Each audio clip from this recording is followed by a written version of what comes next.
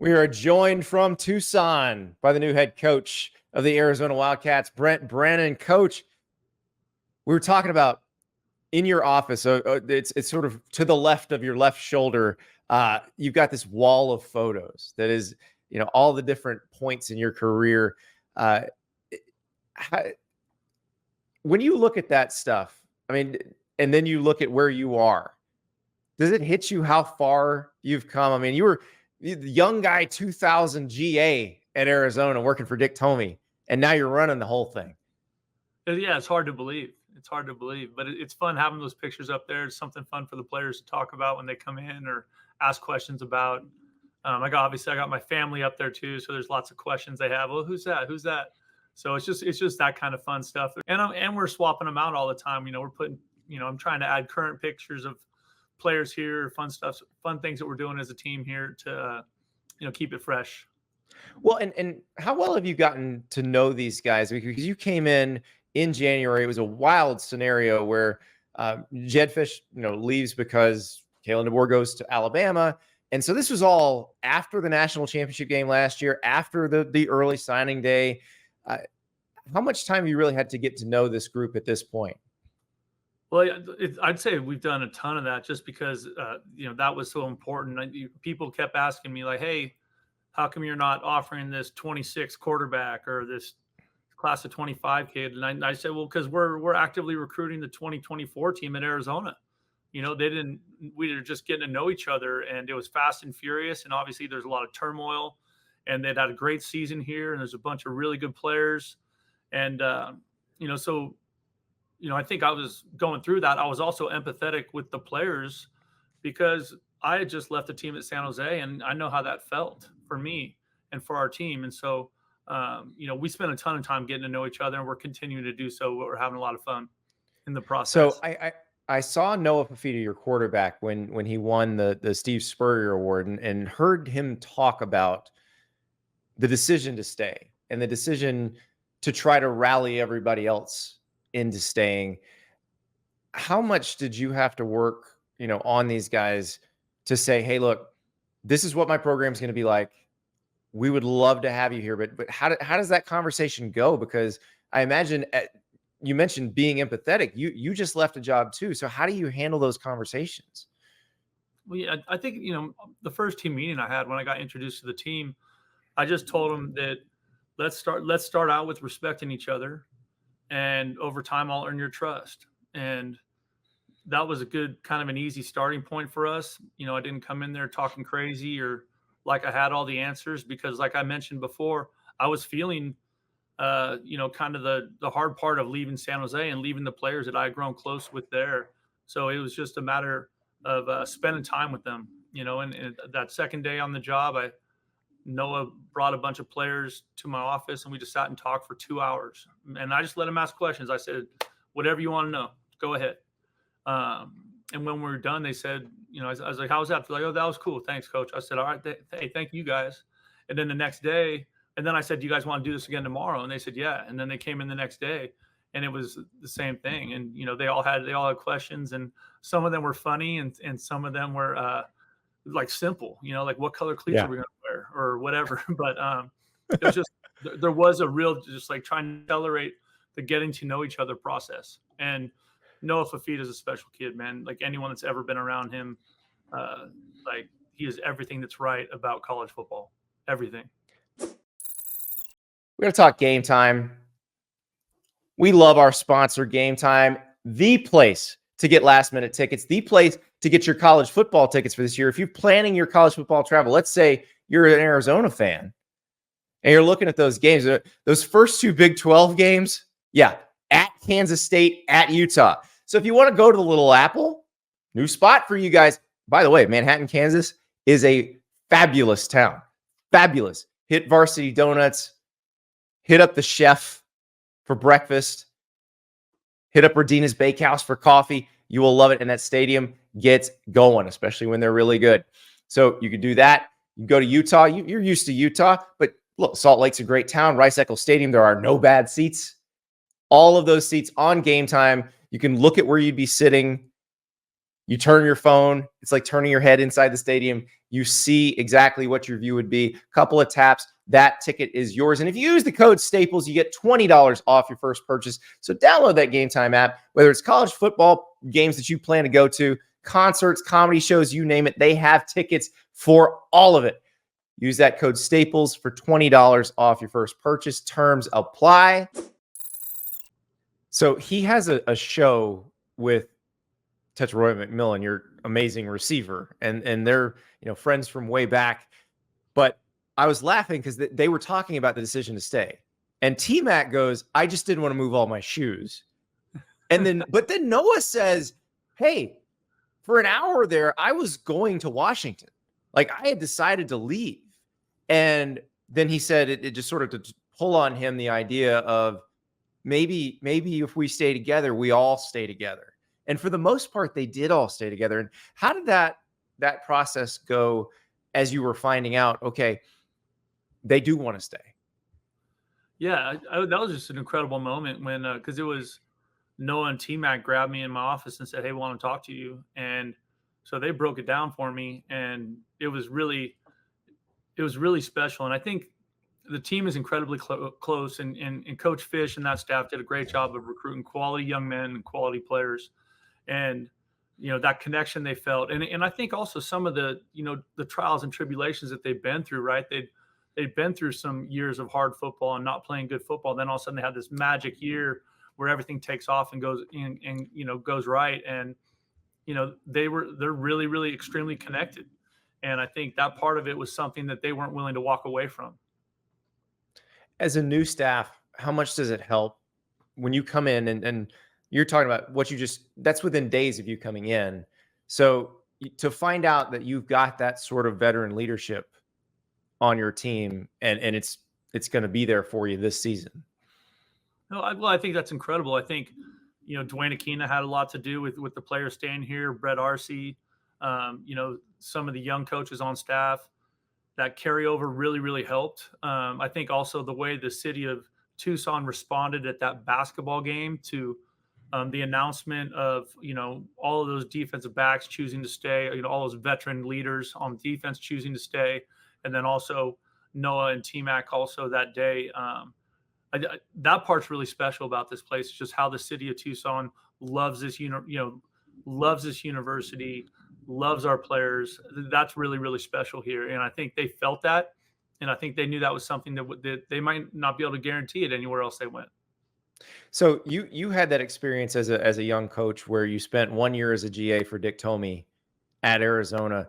What'd you learn about the school and the city of Tucson in that year? Well, that was just kind of what I just talked about. That's the coolest part is just the city's, it has, pretty big population, but it doesn't feel that way. It has really a small town feel. And so everything in the city revolves around the U of A.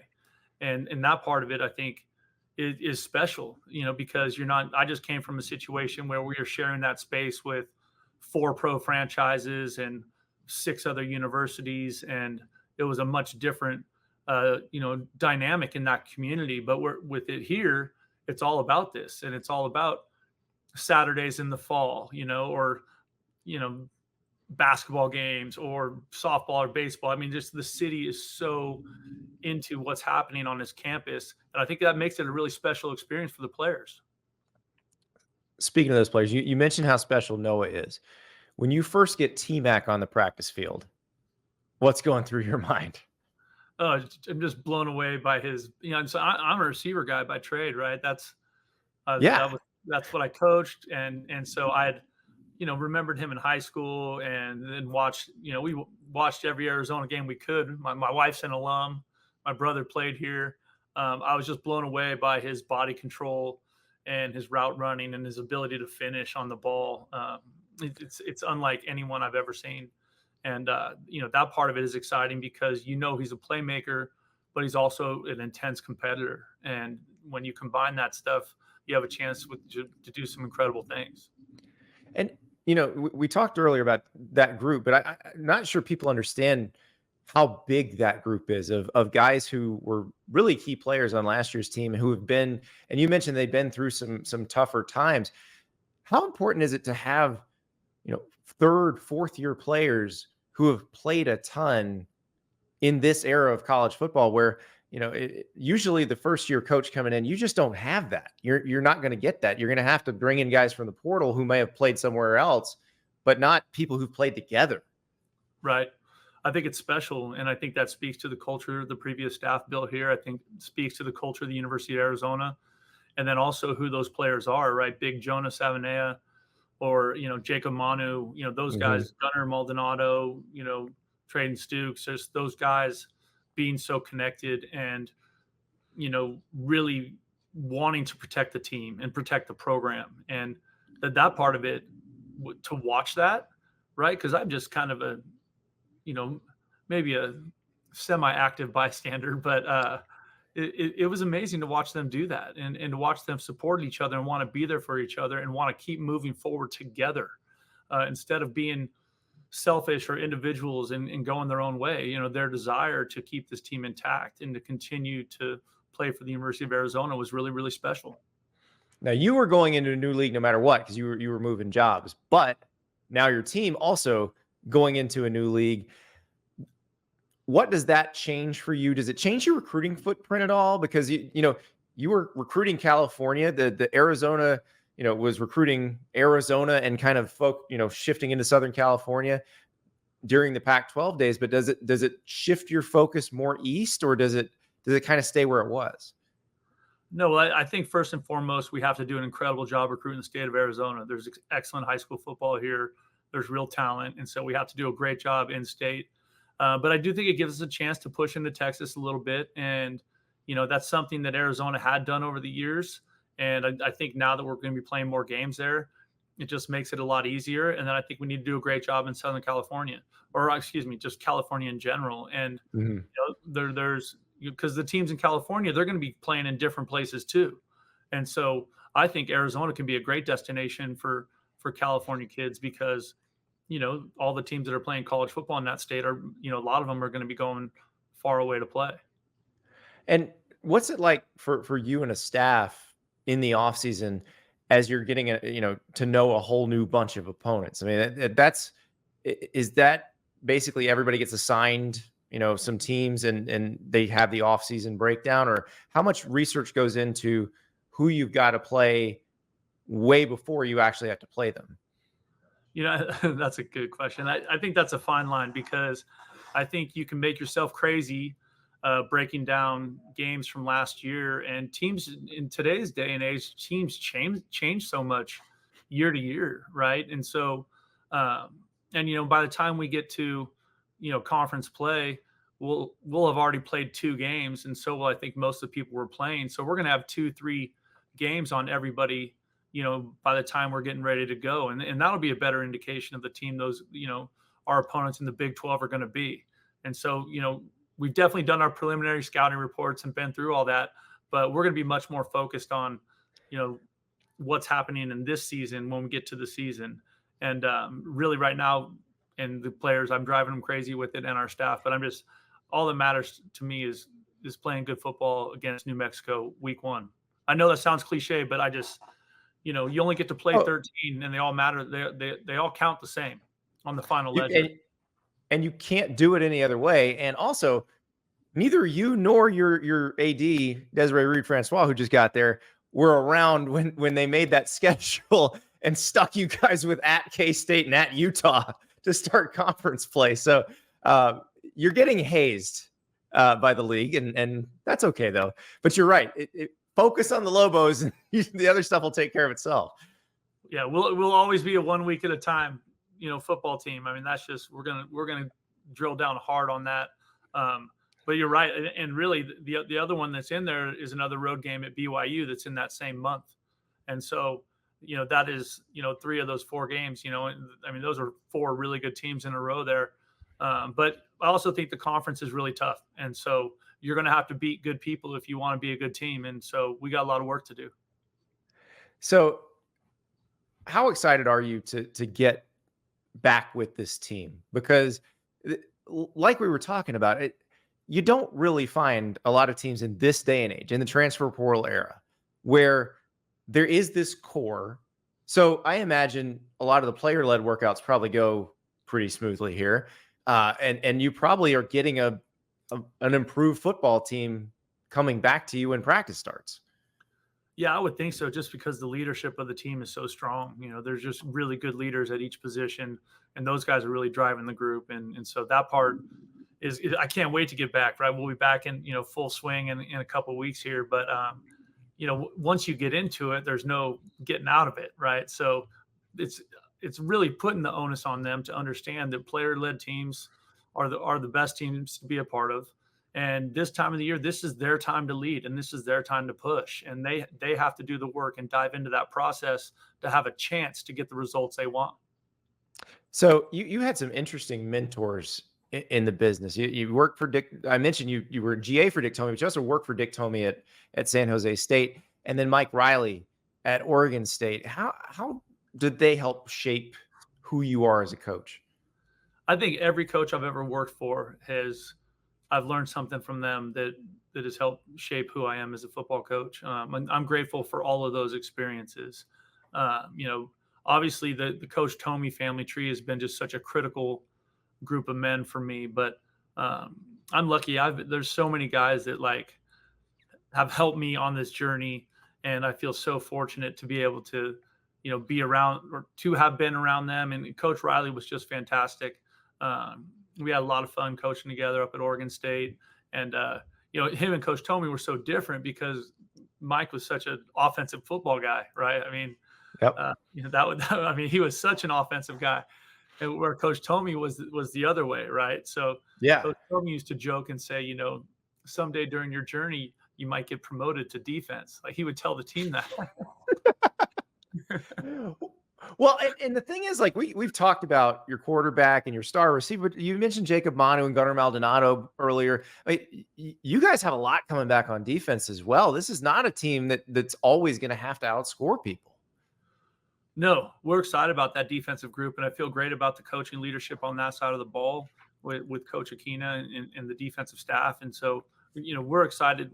I think, like everybody else this time of year, everyone's incredibly optimistic, and we're excited to get to work and start, kind of figuring out who we are as a football team schematically, so that we can, kind of keep accelerating towards the football season. But there's some really good players in that defensive front I think we're going to be excited about. And then also, Takario Davis, choosing to take himself out of the portal late there was big for us, because he's a really talented player. And so there's just a lot of fun. There's a lot of fun things that have been happening, bit by bit as we go through it. I think now we're all just kind of getting anxious to start playing football again. Well, and how stressful was the spring portal window for you? Because what we talked about earlier was the one where, the coaching transition happened, but then you had to deal with another one too.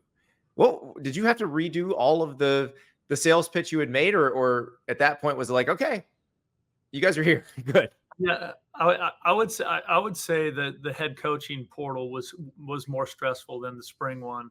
I think once again, like I mentioned, I told them that, hopefully I'd earn their trust over time, and that's what we've kind of been doing.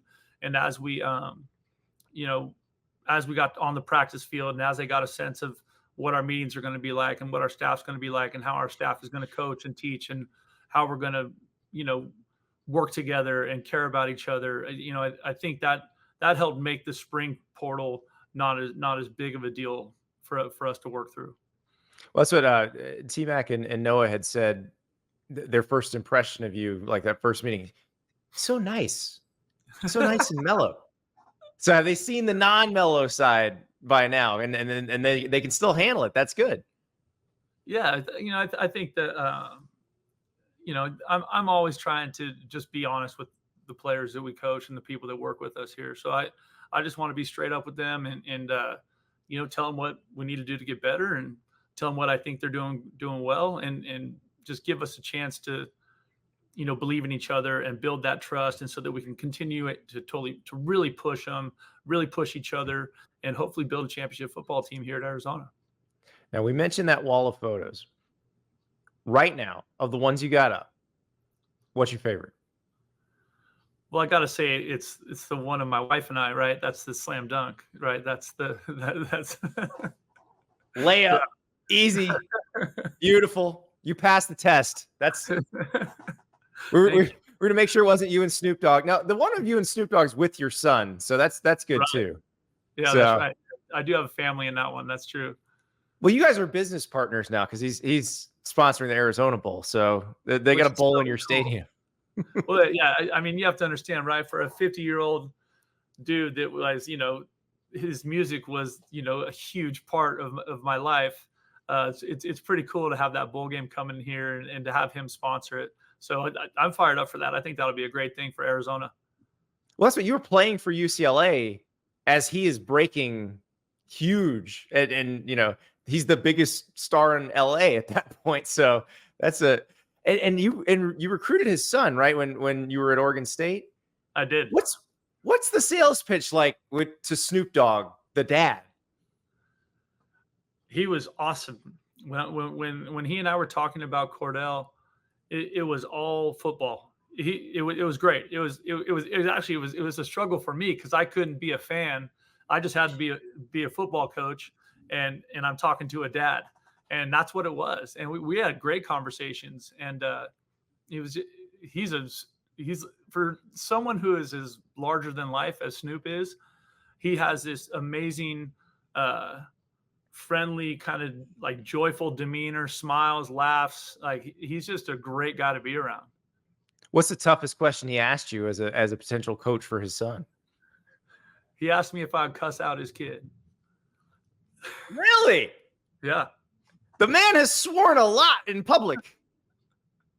It was great. He like I said, he was a dad. Like he was a dad that wanted to know his son was going to be coached, and that his son was going to be pushed. It was an awesome. It was a good experience getting to know him.